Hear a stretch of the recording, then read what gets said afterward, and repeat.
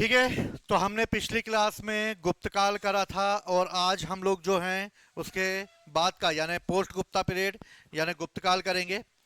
देखो, पहली चीज ये इंपॉर्टेंट है कि मैंने पिछली क्लास में तुम्हें बताया था कि गुप्तकाल जो है वो कैसा काल था। एक समय यानी कि एक एम्पायर खड़ा हुआ था और वो एम्पायर जो है एक सेंट्रलाइज एम्पायर था, यानी कि अगर देखा जाए तो मोटे तौर पर एक बड़ा एम्पायर के रूप में स्टेब्लिश हुआ। लेकिन मैंने यह भी बताया था कि आने वाले समय में भारत पर एक आक्रमण होना चालू हुए और उन आक्रमणों को कहा जाता है हुण अटैक। कौन से अटैक हुए? हुण अटैक हुए। अगर हुण अटैकों की बात की जाए तो इस समय हुणों ने भारत पर लगातार आक्रमण किए और इस तरह हुण अटैक जो हैं उन्होंने गुप्तों की सत्ता को कमजोर कर दिया। आने वाले गुप्त शासक इतने मजबूत नहीं थे कि वो हुण के अटैकों को रोक सके। भानुगुप्त, नरसिंहगुप्त, बालादित्य जैसे कई शासक हुए जिन्होंने इन्हें रोकने का प्रयास किया, लेकिन हुणों के आक्रमण लगातार होते हुए रहे और गुप्तों की सत्ता कमजोर पड़ गई। जब हुणों ने आक्रमण किया तो भारत में जो एक बड़ा एम्पायर था वो एम्पायर धराशायी हो गया और उसकी जगह भारत में अलग अलग एरिया में अलग अलग एम्पायर खड़े हो गए और इस तरह भारत में एक तरह का डिसेंट्रलाइजेशन यानी कि विकेंद्रीकरण हुआ। विकेंद्रीकरण का मतलब है अब राजा अकेला सेंटर से पूरे भारत को नहीं चलाएगा, बल्कि अलग अलग एरिया में अलग अलग एम्पायर के जो हैं राजा होंगे जो अपने अपने क्षेत्र का प्रशासन चलाएंगे। समझ में आई बात? एक जो पूरे बड़े एम्पायर को चलाता है वो सेंट्रलाइज हो जाएगा, जो छोटे छोटे एम्पायर को चलाते हैं वो डिसेंट्रलाइजेशन हो जाएगा। इसके होने का जो कारण है वो है सामंतवाद यानी फेडरलिज्म यानी कि सामंतवादी व्यवस्था। और सामंतवादी व्यवस्था ने किसको जन्म दिया? उसने दिया विकेंद्रीकरण को। सामंतवाद क्या? जैसे मान लो मैं एक राजा हूं, अगर मैं एक राजा हूं और मुझे पूरे भारत में शासन करना है तो और मैं पूरे भारत में शासन करने के लिए मैं क्या करूंगा? हर जगह तो मैं जा नहीं सकता, तो मैं क्या करूंगा? मैंने सूर्यांश को अपॉइंट कर दिया, मैंने कईयों को अपॉइंट कर दिया और इस तरह ये जो मेरा एम्पायर है यहां पर मैं हूं और मैंने सब जगह अपने अपने लोगों को अपॉइंट कर दिया। जिन लोगों को मैंने अपॉइंट किया है वो कहलाए मेरे सामंत। क्या कहलाए? सामंत। अब मेरी फाइल क्लोज हो गई, मेरा शासन खत्म हो गया और मैं भगवान के पास चला गया। ऐसे दुआ मत मांगना अभी, ठीक है? और मेरे बाद जो आने वाले राजा हैं यानी जो मेरे वंशज हैं वो कमजोर पैदा हुए और जो कमजोर पैदा हुए तो ये सामंत मेरे बच्चों की कहने की बात नहीं मानेंगे। बोले अरे हो रहने दो, पापा थे तब की बात सुनते थे हम, अब तुम्हारी बात नहीं सुनेंगे हम। तो ये क्या करेंगे? मेरी कमजोरी यानी मेरे आने वाले वंशज जो हैं उनकी कमजोरी का फायदा उठाएंगे और जैसे ही मैं कमजोर पड़ूंगा अपने अपने एरिया में वो अपने आप को स्वतंत्र कर लेंगे। जब ये अपने आप को स्वतंत्र कर लेंगे तो यही सामंत जो हैं उस एरिया के महाराजा बन जाएंगे, उस एरिया के महाराज। और इस तरह जो मैंने एक एम्पायर खड़ा किया था वो कई भागों में टूट जाएगा। समझ में आई बात? पोस्ट गुप्ता एज में इसी तरीके से हमें डिसेंट्रलाइजेशन दिखाई देता है। डिसेंट्रलाइजेशन का आने का कारण यानी विकेंद्रीकरण के आने का कारण है सामंतवाद। क्या है कारण? सामंतवाद। यानी सामंतवाद ने किसको जन्म दिया? डिसेंट्रलाइजेशन को जन्म दिया। मैंने समझाया अभी तुम्हें, टूट गया मेरा एम्पायर और धराशायी हो गया मैं, हो गया मेरा पूरा एम्पायर छिन्न भिन्न हो गया और कई छोटे छोटे एम्पायर खड़े हो गए। दूसरा, क्षेत्रीयता की भावना आ गई यानी कि लोगों के मन में भैया मैं पंजाब का, मैं हरियाणा का, मैं बिहार का, मैं गुजरात का, मैं झारखंड का, ऐसे ऐसे क्षेत्र डेवलप हो गए तो लोगों में क्षेत्रीय भावनाएं पैदा हो गई। पहले अखंड भारत, अब टूटकर वो छोटे छोटे भाग में बढ़ गया। पोस्ट गुप्ता एज में हमें ऐसे ही कई राज्यों के बारे में जानकारी मिलेगी। जैसे पहला, वल्लभी के हैं मैत्रक। वल्लभी पड़ता है गुजरात में। वल्लभी के कौन है? मैत्रक। ठीक है। मालवा, मालवा के कौन है? यशोधर्मन। सबके बारे में बाद में बताऊंगा मैं, पहले बस कानों में सुन लो। मालवा के कौन है? यशोधर्मन। पंजाब, पंजाब के कौन है? हुण। पंजाबों का अटैक हो रहा है, पंजाब वाले एरिया में आके बच जाएंगे वो हुण। पंजाब के कौन हो गए? हुण। बंगाल, बंगाल के कौन है? गोंड। मालवा, मालवा यानी मगध के आसपास का इलाका भी इसमें शामिल होगा, और वहां के होंगे उत्तर गुप्त शासक। कौन होंगे? उत्तर गुप्त शासक। कन्नौज, कन्नौज के कौन होंगे? मोखरी। तो कन्नौज में कौन सा आएगा? मोखरी वंश आएगा। कन्नौज के मोखरी।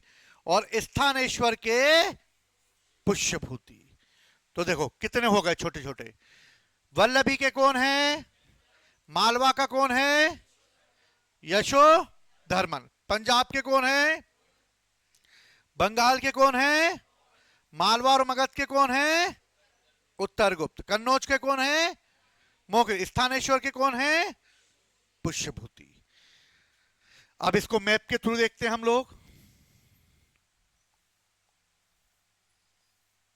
ये देखो, ये मैप है। इस मैप में देखो,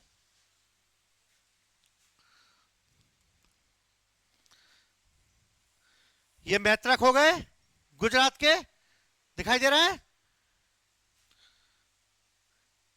स्थानेश्वर के पुष्यभूति हो गए, पंजाब के हुण हो गए, कन्नौज के मोखरी हो गए, बंगाल के गोंड हो गए। लिखा नहीं है यहां पे, बंगाल के गोंड है। लेट गुप्ता यानी उत्तर गुप्त।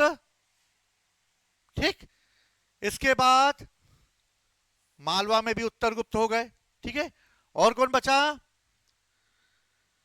पुष्यभूति हो गए, मैत्रक हो गए, लेट गुप्ता हो गए, गोंड हो गए, मैत्रक हो गए और हुण हो गए।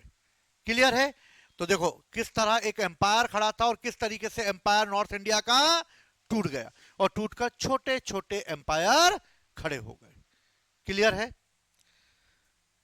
अब देखो इसमें क्या होगा कि ये सभी एम्पायर अपने आप को प्रभावशाली बनाना चाहेंगे, और प्रभावशाली बनाने के लिए इन सभी राज्यों के बारे में हम लोग अलग अलग तरीके से देखेंगे। जैसे सबसे पहले हम देखते हैं गुजरात का वल्लभी विश्वविद्यालय। कौन सा विश्वविद्यालय? वल्लभी। वल्लभी विश्वविद्यालय भारत का एक ऐसा विश्वविद्यालय है जहां पर पढ़े हुए विद्यार्थी आईएएस आईपीएस बनते थे। यानी उस समय के जितने भी एम्पायर थे और उनमें जो प्रशासनिक अधिकारी होते थे, जो एडमिनिस्ट्रेटर होते थे, वो सब के सब वल्लभी यूनिवर्सिटी से पढ़ा करते थे। तो भारत में 3 यूनिवर्सिटी हैं। पहली यूनिवर्सिटी तक्षशिला यूनिवर्सिटी, ठीक, या पाकिस्तान में है, और विश्व की सबसे पुरानी यूनिवर्सिटी है, लेकिन भारत की नहीं, क्योंकि पाकिस्तान पहले भारत में था लेकिन अब नहीं है। तो विश्व की सबसे प्राचीन यूनिवर्सिटी तक्षशिला। दूसरी नालंदा। नालंदा यूनिवर्सिटी भारत की सबसे प्राचीन यूनिवर्सिटी है, और इसकी स्थापना हम लोगों ने कल पढ़ा था, किसने करी थी? कुमारगुप्त ने। किससे करी थी इसकी स्थापना? और बाद में तुर्की सेनापति बख्तियार खिलजी ने इसको क्या कर दिया था? नष्ट कर दिया था, धोखे से कर दिया था। तो जितना मैंने तुम्हें गुप्त काल पढ़ाया उससे जाके तुम्हें क्वेश्चंस लगाए, किस किसने लगाए? हाँ, कितने बने?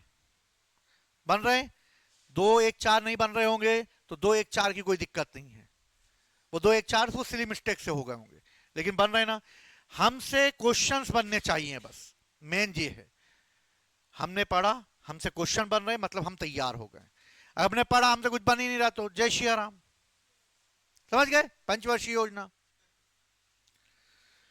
अगला वंश, तो भैया वल्लभी में, गुजरात में वल्लभी विश्वविद्यालय था, जहां पर पढ़े हुए विद्यार्थी किस पद पर अपॉइंट होते थे?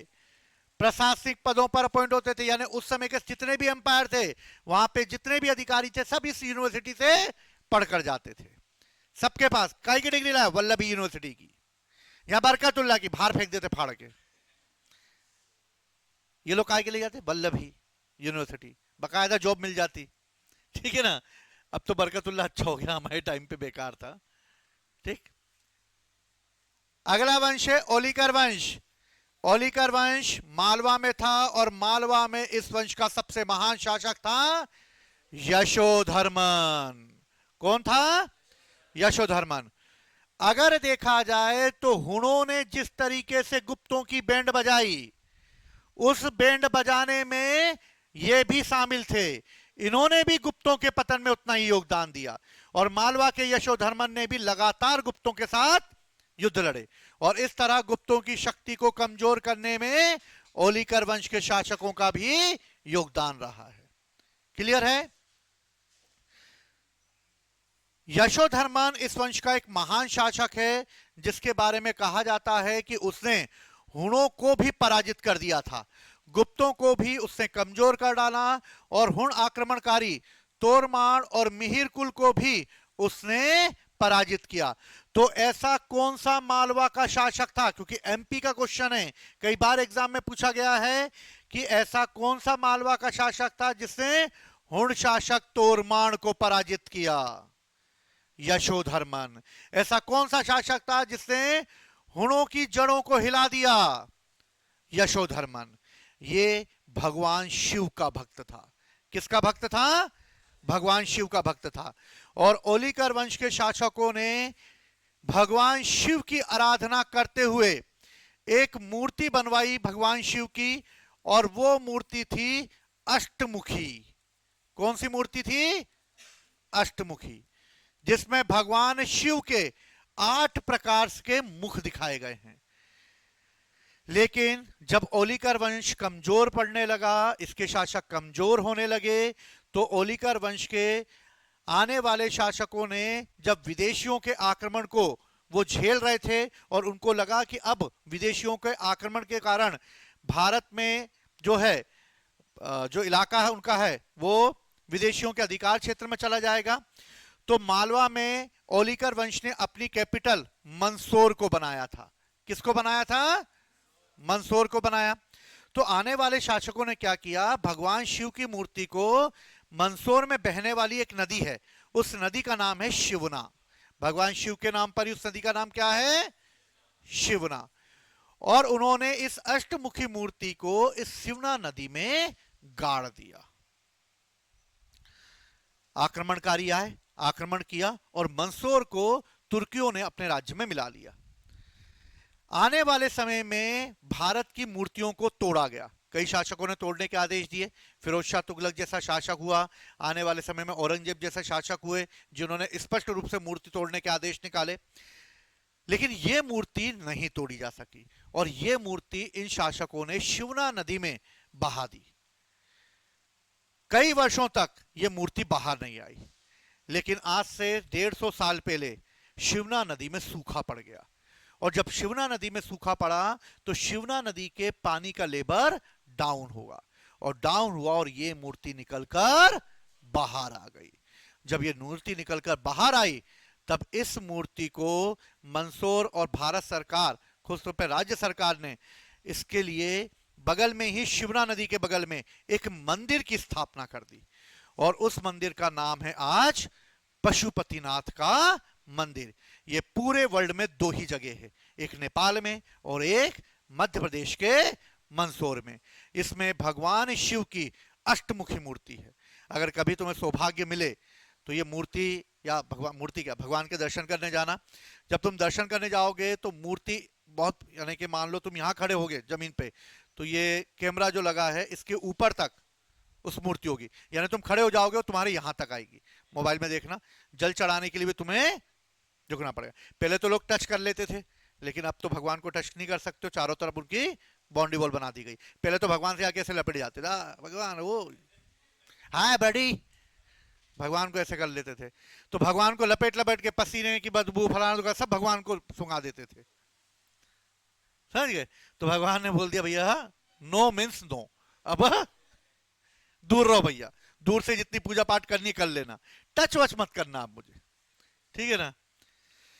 तो ओलिकवरन के शासक यशोधर्मन एक महान शासक हुआ जिसने कि हुणों के आक्रमण को सफलतापूर्वक रोका भी, अपनी राजधानी मंदसौर को सुरक्षित भी किया, और गुप्तों के लिए ये एक प्रकार से जो है पतन का कारण भी बना। दूसरा, पंजाब के हुण। कौन है? पंजाब के हुण। पंजाब के हुणों की अगर बात करें तो इस समय पंजाब के हुणों ने भारत पर आक्रमण करना चालू किए, और इन आक्रमणकारियों में जो सबसे महत्वपूर्ण रहे, उन्होंने पहला शासक हुआ जो इसने स्कंदगुप्त के समय आक्रमण किया, वो था खुशनवाज। कौन बताएगा मुझे हुण आक्रमण की जानकारी हमें किस इंस्क्रिप्शन से मिलती है?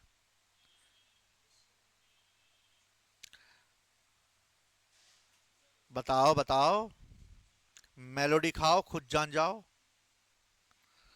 स्कंदगुप्त के किस अभिलेख से हमें हुण अटैक की जानकारी मिलती है? यह क्वेश्चन इसलिए मैं बता रहा हूं, तुम सब नए हो, दिक्कत वाली बात नहीं है। मैं भी जब नया था मुझे भी टिंडा कुछ पता था क्या? मुझे भी नहीं पता था, मुझे तो ये भी नहीं पता था ये भी कोई थे। मुझे तो अकबर और औरंगजेब में अंतर नहीं पता था। तो घबराने की कोई बात नहीं है। जूनागढ़ अभिलेख में, कौन से अभिलेख में मिलती है? तो कभी भी ये मत सोचना नहीं बनता है, नहीं आ रहा, कोई बात नहीं। नहीं बनता तो क्या हुआ, आज नहीं बनता कल बनेगा ना, तो इससे घबराना नहीं। मैं तो ऐसा ढोर का ढक्कन था, ढाढ़ा ढक्कन होता है, मैं तो उससे भी गया गुजरा था, ठीक है ना। लेकिन प्रयास करोगे तो सब कुछ कर लोगे, समझ गए ना। सब चेंजेस आ जाएंगे, सबकी लाइफ में चेंजेस आते हैं, मेरी लाइफ में भी आ गए थे, ठीक है। तो स्कंदगुप्त के जूनागढ़ अभिलेख में हमें सबसे पहले जानकारी मिलती है कि हुणों ने आक्रमण कर दिया भारत पर, और इस तरह हुणों का आक्रमणकारी हुआ खुशनवाज, जिसे रोक दिया गुप्तों ने, और इस तरह हुण भारत में इंटर नहीं कर पाए। दूसरा हुण आक्रमण तोरमाण ने किया। अभी देखा हमने थोड़ी देर पहले, यशोधर्मन ने बमा बम सपाटे सपाटे दिए थे, तोरमाण को पराजित कर दिया था। दूसरा आक्रमण तोरमाण ने किया, और तोरमाण को भी पराजित होना पड़ा, लेकिन हुणों ने भारत के पंजाब वाले और आसपास के क्षेत्र में अपनी सत्ता स्थापित कर ली। सब कहानी में चलता है ना, हिस्ट्री पूरी कहानी में है, बस ध्यान से कहानी सुनते चलो। तीसरा हुण आक्रमण मिहिर कुल के समय हुआ, और इसे ही नरसिंह गुप्त बालादित्य ने पराजित करके बंदी बना लिया, लेकिन अपनी मां के कहने पर वापस इसे रिहा कर दिया। मिहिर कुल रिहा कर दिया गया, और मिहिर कुल कश्मीर चला गया, और कश्मीर में जाकर उसने अपना धर्म भगवान शिव को समर्पित कर दिया, और इस तरह मिहिर कुल ने अपने आप को भगवान शिव का भक्त करते हुए कट्टर शिव के रूप में जाना गया, ठीक। और कट्टर शिव के रूप में जाने की वजह से दूसरे धर्मों के लिए वो क्रूर हो गया। उसने जैनियों को सबसे ज्यादा प्रताड़ित किया, खास तौर पे शिव, क्योंकि इस्लाम धर्म तो आया नहीं अभी, इसलिए कश्मीर में जाकर मिहिर कुल ने कट्टर शिव धर्म को अपनाया, और जैनों ने उसे बहुत पराजित किया, मतलब जैनों को बहुत उन्होंने प्रताड़ित किया, और इस तरह जैनों ने मिहिर कुल को कहा है दुष्टों में प्रथम। मिहिर कुल को क्या कहा है? दुष्टों में प्रथम। क्लियर है? अब देखो, तो हुण आक्रमणकारियों ने आक्रमण किए, कहां किए? गुप्त शासकों पे किए, याद रखना इसके बारे में। देखो एक कहानी है छोटी सी, हम कहानी सुनते हैं। देखो मैंने तुम्हें अभी कुछ शासक बताए, जैसे पहला पंजाब में कौन है? हुण है। ये चच्चा लोग अलग अपना काम कर रहे हैं, कोई दिक्कत नहीं। हरियाणा के आसपास जो वंश है वो है थानेश्वर। कौन सा वंश है? यहां पे पुष्यभूतियों का शासन है, और थानेश्वर में इस समय गद्दी पर बैठा है राज्यवर्धन। कौन बैठा है? और राज्यवर्धन का छोटा भाई है हर्षवर्धन। और ये दोनों स्थानेश्वर के शासक प्रभाकर वर्धन के बेटे हैं। किसके बेटे हैं? प्रभाकर वर्धन बीमार पड़ चुका है और बीमार पड़ने पर राज्यवर्धन गद्दी पर बैठा है। ठीक है। और इन दोनों की एक बहन है राजश्री। मुंह में पानी आया? मुंह में पानी आ गया होगा कईयों के, राजश्री का देसी नाम लिया हो। अच्छा, विमल खाते होगे ना, केसर युक्त होता है ना वो तो। हाँ। दो वंश दिखाई दे गए, कोई दिक्कत? बगल में यहां पर एक वंश है जिसका नाम है कन्नौज। कौन सा वंश है? कन्नौज। और कन्नौज जो है उसका शासक है ग्रहवर्मन। कौन है? कहानी समझ में आई यहां तक? ध्यान देखना बोर्ड पे। पंजाब के हुण अलग चल रहे हैं। स्थानेश्वर या थानेश्वर के पुष्यभूति वंश है। पुष्यभूतियों का शासक है प्रभाकर वर्धन, और प्रभाकर वर्धन के दो बेटे हैं, राज्यवर्धन और हर्षवर्धन। बहन कौन है? राजश्री है। दूसरा वंश है कन्नौज और उसका शासक कौन है? ग्रहवर्मन। ग्रहवर्मन का विवाह राजश्री के साथ हुआ है। किसके साथ हुआ है? राजश्री के साथ हुआ है। यानी जिनके आगे जी जिनके पीछे जी वो है हमारे जीजा जी। यानी ग्रहवर्मन हमारे क्या हैं? जीजा जी हैं। ठीक है। और राजश्री हमारी बहन। ठीक है। बाकी लोगों के मुंह में पानी आ गया होगा। यहां पर एक वंश है जिसका नाम है उत्तर गुप्त वंश, और उत्तर गुप्त वंश का शासक है देवगुप्त। कौन है? और दूसरा बंगाल में एक और वंश है, और बंगाल का इस समय जो शासक है वो शासक है शशांक। कहानी अब चालू होगी। क्लियर हुई बात? स्थानेश्वर के राज्यवर्धन, हर्षवर्धन बहन राजश्री, कन्नौज का ग्रहवर्मन, ग्रहवर्मन का विवाह राजश्री के साथ हो गया। दोनों हो गए सगे संबंधी। ठीक है। जिनके आगे जी जिनके जीजा जी वो कौन है? जीजा जी हमारे। इधर उत्तर गुप्त वंश का शासक कौन है? देवगुप्त। और बंगाल का शासक कौन है? शशांक। देवगुप्त और शशांक दोनों बेस्ट बडी हैं, यानी मित्र हैं, दोस्त हैं। देवगुप्त ने शशांक से कहा, हेलो ब्रो, एक काम है। शशांक ने बोला, हाँ भाई बता। बोले, आजा एक महफिल जमाते हैं, दोनों बैठेंगे भाई लोग, आराम से एकदम एंजॉय करेंगे, और फिर एक प्लानिंग है मेरे पास, और उस प्लान को हम लोग जो करेंगे। शशांक आ गया। शशांक आया और देवगुप्त जो था उसने शशांक से बोला, ब्रो यार एक काम है यार। शशांक ने बोला, हाँ भाई। ब्रो बोल दिया मतलब भाई भाई होता है भाई। दोस्त ने बोला करने का है, मतलब करने का है। उसने बोला बोल। बोला, मेरी नजर कन्नौज पर है यार,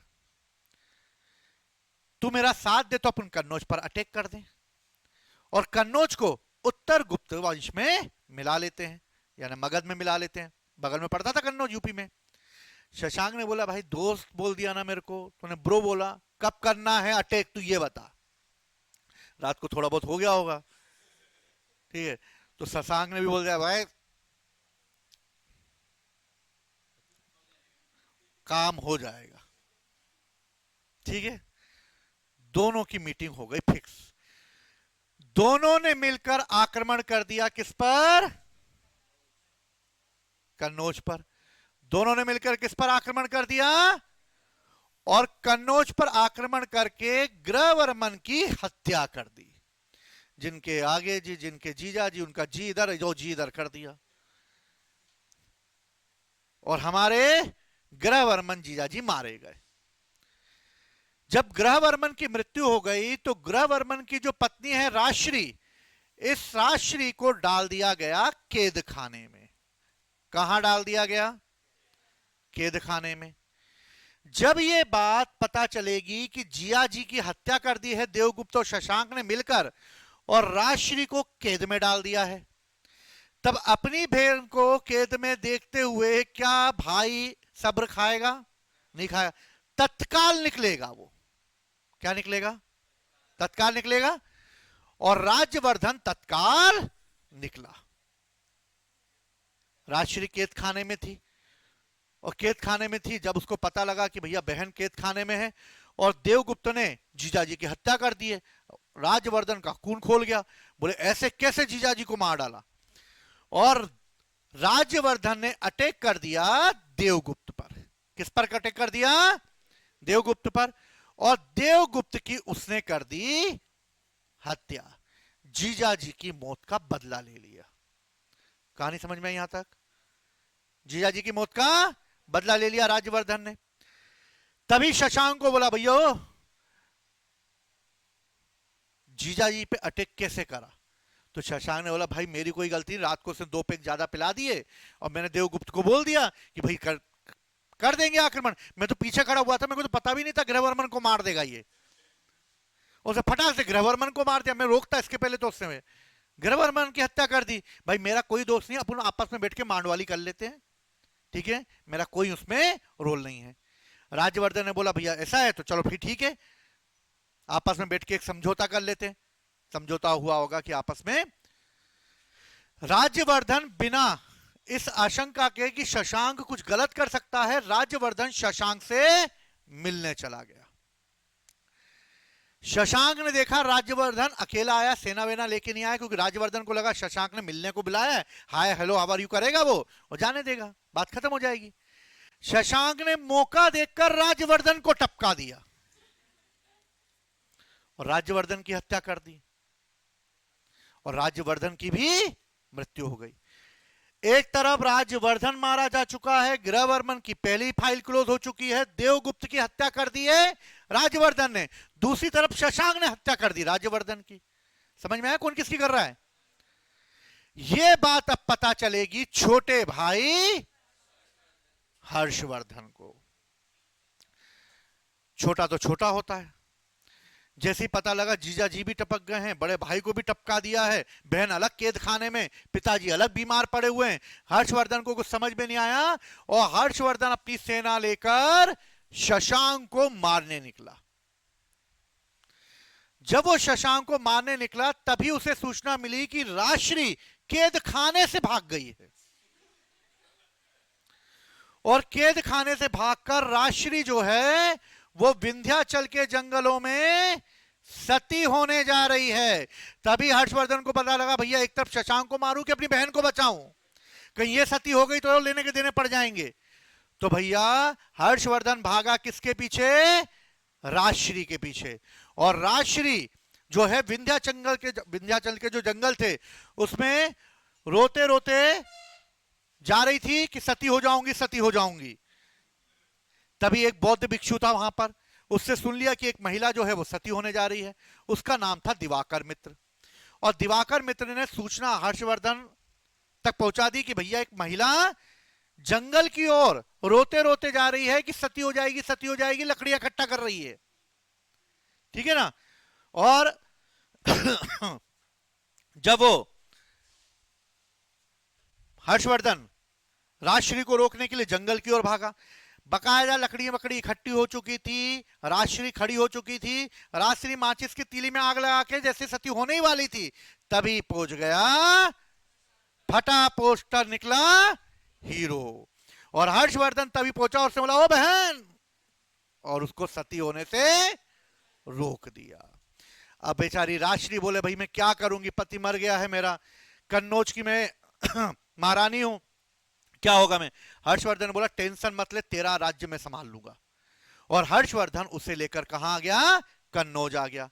अब कन्नौज आया तो एक तरफ उसकी बहन कन्नौज की विधवा रानी, दूसरी तरफ भाई मर चुका है इसलिए थानेश्वर की भी स्थिति खराब है क्योंकि उसको भी संभालना है हर्षवर्धन को। इसलिए हर्षवर्धन ने निर्णय लिया कि अपनी बहन की सुरक्षा के लिए वो अपनी राजधानी परिवर्तित कर देगा और हर्षवर्धन अपनी राजधानी कन्नौज ले गया। और कहा जाता है कि राजश्री और हर्षवर्धन दोनों कई दिनों तक समान रूप से गद्दी पर बैठते थे। लेकिन बाद में राजनीति से संन्यास ले लिया राजश्री ने, और हर्षवर्धन ने कन्नौज को अपनी राजधानी बनाकर अपना एम्पायर खड़ा किया। लेकिन चच्चा तो बचे हो गए, शशांक, और शशांक अलग से बंगाल में एंजॉयमेंट चल रहा उसका अलग। अब क्या किया जाए? तो भैया हर्षवर्धन हमेशा शशांक को पराजित करने की योजना बनाता रहा, लेकिन जब तक वो जीवित रहा तब तक वो शशांक को पराजित नहीं कर पाया। शशांक के मरने के बाद 632 में उसने बंगाल को अपने एम्पायर में मिलाया। समझ में आई कहानी? और इस तरह उत्तर भारत का एक महान शासक बना हर्षवर्धन, और इसे उत्तर भारत का अंतिम महान शासक माना जाता है। कहानी समझ में आ गई है? क्लियर? कौन किसको चाकू घोंप रहा है? समझ गए? चलो, तो अब हम इसमें देखते हैं इसको। तो भैया गोंडों का शासक कौन हुआ? शशांक हुआ। शशांक किस धर्म को मानने वाला था? तो शशांक देव धर्म, शिव धर्म को मानने वाला था। शिव धर्म का वो कट्टर समर्थक था, भगवान शिव का बहुत बड़ा उपासक था, लेकिन वो बौद्धों का विरोधी था। वो बौद्धों से बहुत घृणा करता था, और वो ये कहता था कि अगर कोई मुझे किसी बौद्ध भिक्षु का कटा हुआ सर ला के देगा तो मैं उसे सोने की मुद्राएं दूंगा। उसने असंख्य बौद्ध भिक्षुओं को मौत के घाट उतार दिया। जब बंगाल के शासक शशांक को यह पता चला कि बोध गया के बोधि वृक्ष के नीचे बैठकर महात्मा बुद्ध ने ज्ञान प्राप्त किया है, तो वो गया अपनी सेना लेकर और बोध गया के बोधि वृक्ष को कटवाकर उसने गंगा नदी में फेंकवा दिया। और इस तरह वो पीपल का पेड़ काटकर कहां फेंक दिया उसने? गंगा नदी में। लेकिन कहा जाता है कि वो पीपल का पेड़ दोबारा उग गया, और फिर आज अगर देखेंगे तो उसकी डालियां बहुत दूर दूर तक है, और यही पीपल का पेड़ ले जाकर बाकी जगह भी गाड़ा गया जहां पर वो नया पीपल का पेड़ उग गया। हमारे सांची में भी लगाया गया, वहीं से लाया गया पीपल का पेड़। तो क्वेश्चन आता है कि किसने भैया बोधि वृक्ष को कटवा कर फेंकवा दिया गंगा नदी में? शशांक ने। किसने फेंकवा दिया? शशांक ने। शशांक ने बौद्ध विहारों को नष्ट करवा दिया और हर्ष के बड़े भाई राज्यवर्धन की भी हत्या कर दी। अभी बताई थी कहानी मैंने, राज्यवर्धन की कैसे हत्या कर दी, बताया था, मिलने बुलाया था। मालवा के मगध या उत्तरगुप्त, मालवा में या मगध के उत्तरगुप्त वंश का फाउंडर था कृष्णगुप्त, और इस वंश का अगला शासक हुआ देवगुप्त। और देवगुप्त किसका मित्र था? बेस्ट बड़ी थे दोनों, बताया था मैंने अभी। मोखरी नरेश यानी कन्नौज का मोखरी नरेश कौन था? और ग्रहवर्मन की हत्या शशांक के साथ मिलकर देवगुप्त ने कर दी और उसकी पत्नी राजश्री को जेल में डाल दिया। वही कहानी रिपीट हो रही है, लेकिन अगर मैं कहानी स्टार्टिंग में नहीं सुनाता तो ये तुम्हें थोड़ी बोर लगती। समझ में आ गई कहानी? आप देखो क्या हुआ। कन्नौज का मोखरी वंश देखते हैं हम लोग। याद रखना कई बार क्वेश्चन आया है कि कन्नौज के मोखरी को यानी कि कन्नौज को महोदय नगर के रूप में जाना जाता था। किस रूप में जाना जाता था? महोदय नगर। याद रखना महोदय नगर के नाम से कन्नौज जाना जाता था। ग्रहवर्मन का विवाह किसके साथ हुआ? राजश्री के साथ हुआ। अभी करवाया था थोड़ी देर पहले, बारात में ले गया था मैं तुम्हें, भोजन वोजन करके आए थे अभी हम लोग, ठीक। स्थानेश्वर के कौन हैं? पुष्यभूति। और पुष्यभूति जो है ये एक महान वंश होगा उत्तर भारत का। हर्षवर्धन के दरबार में एक राजकवि रहता था जिसका नाम था बाण भट्ट। कौन रहता था? बाण भट्ट। और बाण भट्ट ने हर्षवर्धन के ऊपर कविता एक मतलब रचना लिखी है, उसका नाम है हर्ष चरित्र और कादंबरी। तो कादंबरी और हर्षचरित्र की रचना किसने की? बाण भट्ट ने की। याद रहेगी ये बात। हर्षवर्धन भी, ये दोनों पुस्तकें याद रखना, हर्षवर्धन के समय बाण भट्ट की हर्षचरित्र और कादंबरी। हर्षवर्धन भी एक महान राइटर था, उसने भी कई पुस्तकों की रचना करी है और उसके द्वारा जो पुस्तकों की रचना की गई है, पहली है प्रिय दर्शिका, दूसरी है रत्नावली, तीसरी है नागानंद। कहा जाता है कि हर्षवर्धन के पास समय नहीं था, इसलिए हर्षवर्धन ने इसे एक राइटर के थ्रू लिखवाया और उस राइटर का नाम था धावक। इंग्लिश में रेसल रनर लिखा गया, उसको गलत कर देना, धावक है।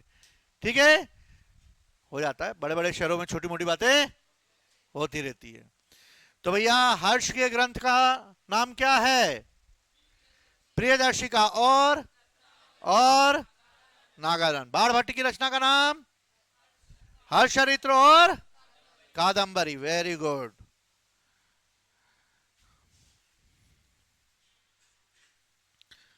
पुष्यभूति वंश कहां पे था? हरियाणा के पास था, मैंने बताया था, हरियाणा के अंबाला के आसपास के जिले में बसा हुआ था। प्रभाकर वर्धन शासक था जिसके दो पुत्र थे, पहला पुत्र, दूसरा पुत्र हर्षवर्धन, पुत्री राजश्री थी। राज्यवर्धन ने किसकी हत्या कर दी थी? याद आया? जीजाजी के मौत का बदला लिया था और बाद में उसकी हत्या किसने कर दी? शशांक ने कर दी। किससे कर दी?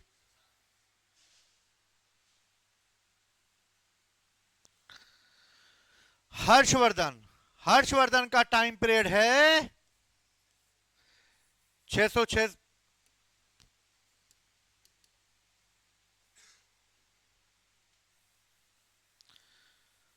हर्षवर्धन का टाइम क्या है? 606 से लेकर 647।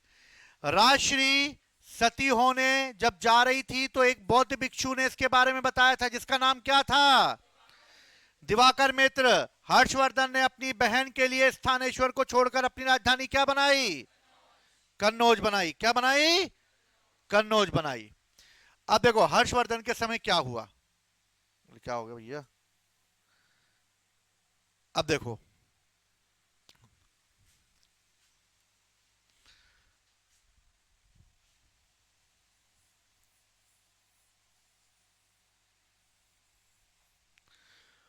उत्तर में कौन है? हर्षवर्धन है, यानी वर्धन एम्पायर है। यहां पर एक वंश है जिसका नाम है चालुक्य वंश। कौन सा वंश है? और चालुक्यों की इस समय जो कैपिटल है वो है वातापी। कौन सी है? वातापी। चालुक्यों के नीचे एक और वंश है जिसका नाम है पल्लव, और पल्लवों की कैपिटल है कांची।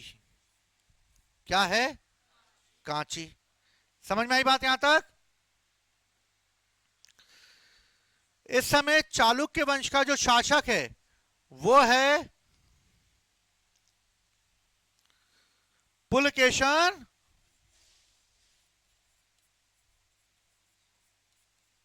द्वितीय, और पल्लव वंश का जो शासक है वो है महेंद्र वर्मन। कौन है? ध्यान देना कहानी पर। चालुक्य यानी वातापी शासक कौन है? पुलकेशन द्वितीय। पल्लव शासक, कांची का शासक कौन है? महेंद्र वर्मन। और वर्धन वंश का कौन है?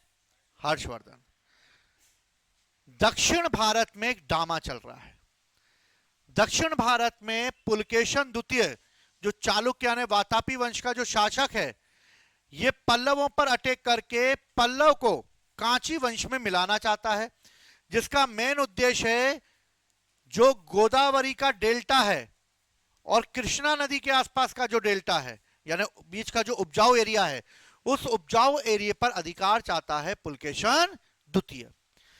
पुलकेशन द्वितीय पल्लव शासक महेंद्र वर्मन पर अटैक करेगा, लेकिन जब वो अटैक करेगा तो उसे सूचना मिलेगी कि हर्षवर्धन दक्षिण की ओर बढ़ रहा है। हर्षवर्धन कहां पर ओर बढ़ रहा है? दक्षिण की ओर बढ़ रहा है। जब उसे यह सूचना मिलेगी कि हर्षवर्धन दक्षिण की ओर बढ़ रहा है तो पुलकेशन द्वितीय पल्लवों पर अटैक करने से पहले रोकने के लिए बढ़ेगा हर्षवर्धन को, और पुलकेशन द्वितीय उत्तर की ओर बढ़ेगा कि भैया मैं तुमसे बाद में निपट लूंगा, पहले ये ऊपर से हर्षवर्धन आ रहा है, पता लगे मैं नीचे लड़ने जाऊं ये ऊपर से आ जाए, तो पहले महेंद्र वर्मन ने को बाद में निपटाऊंगा, पहले निपटा देता हूं हर्षवर्धन को। और पुलकेशन द्वितीय और हर्षवर्धन दोनों के बीच अटैक हुआ।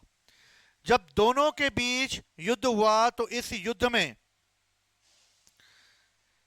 मेन चीज जो हुई वो ये हुई कि पुलकेशन द्वितीय और हर्षवर्धन दोनों की सेनाएं आमने सामने खड़ी हो गई। पुलकेशन द्वितीय की सेना ने हर्षवर्धन की सेना को पराजित कर दिया। किसको पराजित कर दिया? हर्षवर्धन की सेना को पराजित कर दिया।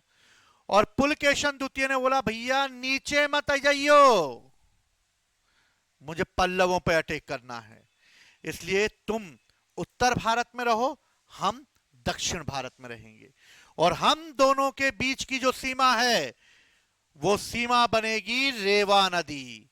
रेवा यानी के नर्मदा नदी। और इस तरह दोनों के बीच की सीमा किस नदी को घोषित कर दिया गया? नर्मदा नदी। नर्मदा नदी के ऊपर का उत्तरा पथ का स्वामी कौन? हर्षवर्धन। नर्मदा नदी के दक्षिण का दक्षिणा प्रतिस्वामी कौन? पुलकेशन द्वितीय। और इस तरह हर्षवर्धन ने को पराजित कर पुलकेशन द्वितीय ने दोनों राज्यों की सीमा क्या बना दी? रेवा नदी को बना दिया। इसकी जानकारी हमें दक्षिण के वातापी के शासक पुलकेशन द्वितीय के साथ हुए युद्ध से मिलती है, जिसमें 630 से 634 के बीच युद्ध लड़ा गया, जिसमें पुलकेशन द्वितीय ने पराजित कर दिया। और जानकारी मिली हमें रवि कीर्ति, जो कि पुलकेशन द्वितीय का दरबारी मंत्री था, और उसने एक अभिलेख लिखवाया है, और वो अभिलेख है ऐहोल अभिलेख। और ऐहोल अभिलेख में हमें यह जानकारी मिलती है कि पुलकेशन द्वितीय ने हर्षवर्धन को पराजित कर दिया था। समझ में आई बात? लेडीज एंड जेंटलमैन, समझ में आ गई कौन किसको पराजित कर रहा है? ठीक है, पुलकेशन द्वितीय ने पराजित कर दिया। और इसकी जानकारी हमें किससे मिलेगी? रवि कीर्ति के ऐहोल अभिलेख को। रवि कीर्ति किसका मंत्री है? पुलकेशन द्वितीय का है। और दोनों राज्यों के बीच की सीमा क्या होगी? नर्मदा नदी होगी। हर्षवर्धन ने आने वाले समय में खुद को जो है भगवान शिव को मानने वाला था वो पहले, लेकिन उसने बाद में बौद्ध धर्म को अपना लिया, और कहा जाता है कि वो बौद्ध धर्म की महायान शाखा का समर्थक बन गया। हर्षवर्धन ने महात्मा बुद्ध के लिए या उनके प्रचार के लिए कई कार्य किए। इसी क्रम में उसने कश्मीर पर अटैक करके महात्मा बुद्ध का दांत लेकर आ गया। वो क्या लेकर आ गया? दांत, एक भिक्षा पात्र और एक अनोखा मुर्गा प्राप्त किया। किसने? हर्षवर्धन ने। और कश्मीर को भी उसने अपने एम्पायर में मिला लिया। तो कश्मीर से वो क्या लाया था? बुद्ध का दांत लाया था। शशांक की मृत्यु 620 में हो गई, और इस तरह हर्षवर्धन ने 623 में बंगाल को अपने अधिकार क्षेत्र में मिला लिया। ठीक है, 623 तक मिला लिया, क्योंकि तब तक वो नहीं कर पाया। हर्षवर्धन एक महान व्यक्ति था, और उसके दरबार में कई विद्वान रहा करते थे। जैसे सबसे पहले बाण भट्ट, हर्षचरित्र और कादंबरी। मयूर शतक नामक पुस्तक लिखी उसने। और एक चीनी यात्री उसके दरबार में आया, हैन स्वांग। कौन आया? हैन स्वांग। कौन बताएगा मुझे फायान किसके दरबार में आया था? बताओ बताओ, मत शर्माओ। किसके दरबार में? चंद्रगुप्त विक्रमादित्य द्वितीय के दरबार में फायान आया। हैंसवांग किसके दरबार में आया? हर्षवर्धन के दरबार में आया। क्लियर है? हैंसवांग 629 से लेके 645 के बीच में उसने भारत की यात्रा की। ये एक चीनी यात्री था जो कि बौद्ध ग्रंथों का अध्ययन करने भारत आया, क्योंकि चाइना में बौद्ध धर्म फैल चुका था। नागार्जुन ने महायान शाखा के प्रवर्तक जो थे, उन्होंने चाइना में जाके तहलका मचा दिया, और चाइनीज लोगों ने बौद्ध धर्म अपना लिया। और आज भी बौद्ध धर्म अपनाया हुआ है उन लोगों ने। वहां के लोगों को बौद्ध धर्म के बारे में पता करना था, क्योंकि बौद्ध धर्म का जन्म भारत में हुआ, फैल गया वो चाइना में। इसलिए हेन स्वांग बौद्ध धर्म के बारे में और उत्सुकता से जानने के लिए भारत आया और उसे बौद्ध धर्म का और नॉलेज ग्रहण करना था और अध्ययन करना था। वो जब यहां आया तो उसे बौद्ध धर्म के बारे में जो कुछ भी देखा, भारत के बारे में जो कुछ भी सुना, उसने उसको अपनी एक पुस्तक में लिखा। उस पुस्तक का नाम है सी यू की। क्या नाम है? सी यू की। कौन सी बुक है? सी यू की। हेन स्वांग को हर्षवर्धन ने शाक्य मुनि कहा। शाक्य, क्योंकि महात्मा बुद्ध शाक्य के कुल के थे, इसलिए उसे शाक्य मुनि कहा। और भाई साहब भारत में आके घूमता ही रहता था। फिटकरी लगा ली थी उसने पता नहीं कौन सी, और पांव में पता नहीं कौन सी स्केटिंग लगा के वो भारत में घूमता ही रहता था। तो हेन स्वांग ने उत्तर से लेकर दक्षिण तक, यानी कन्नौज से लेकर वो दक्षिण, उसने वातापी के शासक के यहां भी गया, वो पल्लव शासकों के यहां भी गया, उसे बकायदा घूमने फिरने में समय लिया अपना। गया वो नालंदा यूनिवर्सिटी भी गया, वहां जाकर उसने ज्ञान प्राप्त भी किया। भाई साहब ने कोई कसर नहीं छोड़ी। हर्षवर्धन ने इसको पूरा सपोर्ट किया, क्योंकि राजा था हर्षवर्धन, और हर्षवर्धन ने साफ साफ कह दिया, भैया मेरे चीनी दोस्त के बारे में, हेन स्वांग के बारे में कोई भी उल्टा सीधा नहीं बोलेगा। उसने ब्राह्मणों को भी चेतावनी दे दी कि अगर मेरे दोस्त के बारे में किसी ने बोला या किसी ने चिढ़ाया उसको किसी ने छोटी आंख का बोला, उससे कम बाल वाली दाढ़ी वाला बोला, तो भैया उससे बुरा कोई नहीं होगा। और उसने 500 ब्राह्मणों को कन्नौज से देश निकाला दे दिया, क्योंकि वो हर्षवर्धन के पीठ पीछे हेन स्वांग की बुराई कर रहे थे, और उसे हेन स्वांग की बुराई सुनने के लिए अपने कान बंद कर लिए। कोई हेन स्वांग की बुराई नहीं करेगा उसके सामने। समझ गए बात को? वो खुद हर्ष को शिलादित्य के नाम से भी पुकारता है। हर्ष के बारे में कहा जाता है कि उसने 2 सभाओं का आयोजन किया, एक कन्नौज की धर्म सभा और एक प्रयाग की महामोक्ष परिषद, जिसका आयोजन वो प्रत्येक 5वें वर्ष में करता है। कहा जाता है कि इन धर्म सभाओं का आयोजन करने में वो जितना भी कमाता था साल भर में, वो सबका सब वो दान कर देता था। कहा जाता है कि उसने महात्मा बुद्ध की मूर्ति का निर्माण सोने से करवाया, और उसने अपने बराबर की सोने की मूर्ति बनवाई महात्मा बुद्ध की। उसने नालंदा बौद्ध विहार की छत को सोने से ढक दिया। किसको ढक दिया? सोने से ढक दिया। और इस तरह उसने बौद्ध धर्म के प्रचार प्रसार के लिए कन्नौज और प्रयाग की धर्म सभाओं का भी आयोजन किया। और इस तरह हेन स्वांग को बकायदा उसने सभी बौद्ध ग्रंथों के अध्ययन करने के लिए अपनी सहायता भी प्रदान करी। 647 में हर्षवर्धन की मृत्यु हो गई, और हर्षवर्धन की मृत्यु के बाद उत्तर भारत में स्थापित किया गया एक बड़ा साम्राज्य छिन्न भिन्न हो गया, और फिर से एक डिसेंट्रलाइजेशन आया, और वापस से इतने बड़े भारत के एम्पायर को जो है, इतने बड़े भारत के एम्पायर को संभालने के लिए उत्तर भारत में वापस से डिसेंट्रलाइजेशन चालू हुआ, और कई छोटे छोटे राज्य स्थापित हो गए, और इन्हीं छोटे छोटे राज्यों से मिलकर बनेगा उत्तर भारत में एक ऐसा टाइम पीरियड जिसे हम कहेंगे राजपूत काल। क्या कहेंगे? और अब आएंगे राजपूत। इसी समय भारत पर विदेशियों के आक्रमण होंगे, और विदेशियों के आक्रमण को रोकने की जिम्मेदारी इन्हीं छोटे राज्यों पर आ जाएगी, क्योंकि बड़े एम्पायर तो नष्ट हो चुके हैं।